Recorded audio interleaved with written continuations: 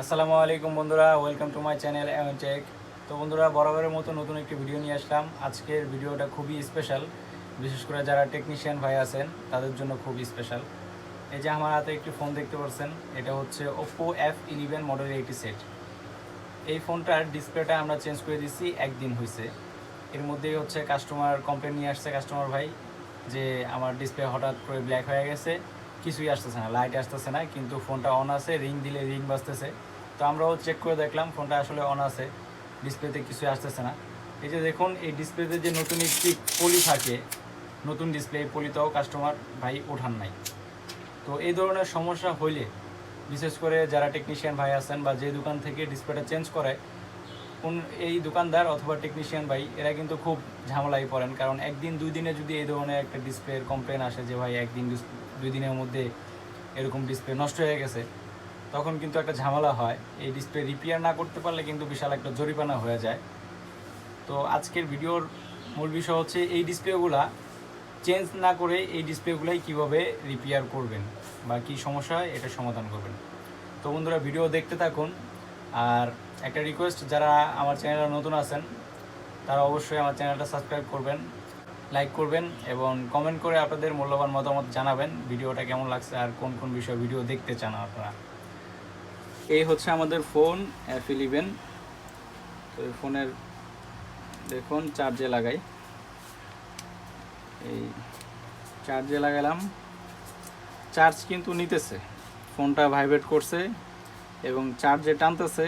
এই যে এই চার্জারটা এমন সিস্টেম, এটা চার্জ টানলে এটা লাল হয়ে যায়, মানে ফোন যদি চার্জ হয় তখন ওই লাল বাতিটা জ্বলবে, মানে চার্জ হচ্ছে, লাইটটা নিভে গেছে।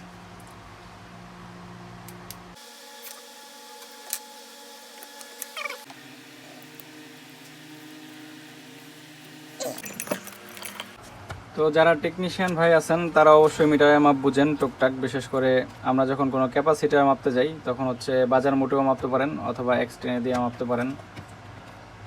আমরা হচ্ছে এক্সটেনে দিয়েই মাপবো। এই এক্সটেনে সেট করে নিলাম আমাদের মিটার।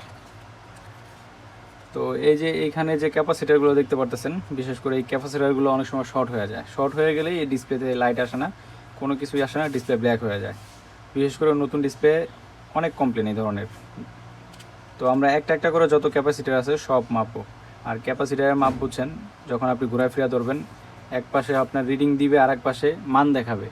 দুনো পাশে যদি সেম রিডিং দেখায়, যদি দুনো পাশে এরকম সেম রিডিং দেখায়, যেরকম আমি এটা শর্ট করলে এইখানে সেট করে নিলাম আমার মিটারটা। তো দুনো পাশে একটা ক্যাপাসিটার যদি সেম এরকম রিডিং দেখায়, তার মানে ওই ক্যাপাসিটারটা শর্ট থাকতে পারে, শর্ট। ওই ক্যাপাসিটারটা আমরা রিমুভ করে দেখব। তাহলে আমরা একটা একটা করে এই ক্যাপাসিটারগুলো মাপি।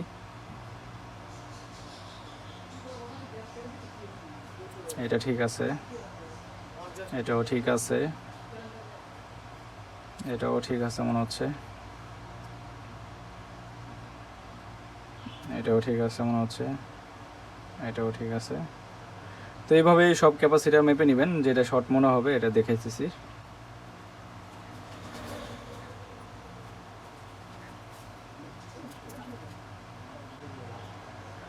লক্ষ্য করুন বন্ধুরা, এখানে একটা ক্যাপাসিটার দোনো পাশে সেম রিডিং দেখাইতেছে, মানে শর্ট দেখাইতেছে দোনো পাশে। এই যে এইভাবে দিলেও শর্ট, এইভাবে ঘুরাই দিলাম এটার এই প্রুফ দুটা, তাও শর্ট দেখাইতেছে। তাহলে আমরা এই ক্যাপাসিটারটা রিমুভ করে দেখব।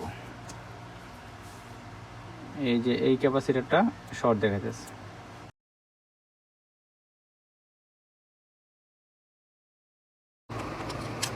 তো বন্ধুরা লক্ষ্য করুন, এই যে ছোট্ট একটি ক্যাপাসিটার, এই ক্যাপাসিটারটাই এখানে ছিল, এটাই শর্ট পাইছি। এখানে প্রত্যেকটা ক্যাপাসিটার মিটার দিয়ে মেপে নিতে হয়েছে। তো এই ক্যাপাসিটারটা দুনো পাশে সেম রিডিং দেখাইতেছিল। ক্যাপাসিটার আগে বলছি যে এক পাশে রিডিং দেখাবে ফুল শর্ট দেখাবে, আর এক পাশে হচ্ছে আপনার মান দেখাবে, কিন্তু এটা দুনো পাশে শর্ট ছিল। তো এটা রিমুভ করার পরে এই জায়গায় যে শর্ট, এটা আর নাই। তো চলুন তাহলে আমরা ডিসপ্লেটা ফোনে লাগায় দেখি এখন লাইট আসে কিনা।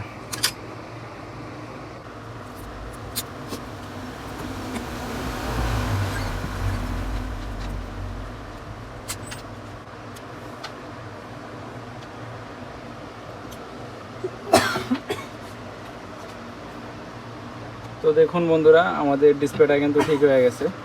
এটা কিন্তু এই যে ডিসপ্লেতে লাইট আসছে, যে চার্জের সিম্বলটা দেখাইতেছে। এই যে দেখুন আমাদের যে চার্জারের যে লাইটটা, লাল লাইট, এটাও জ্বলতেছে, তার মানে চার্জ টানতেছে। এই যে এটা কিন্তু চার্জ হচ্ছে। তো বন্ধুরা, ডিসপ্লেটা কিন্তু ঠিক হয়ে গেল। এই যে দেখুন চার্জ হচ্ছে। এখন ওপেন করি।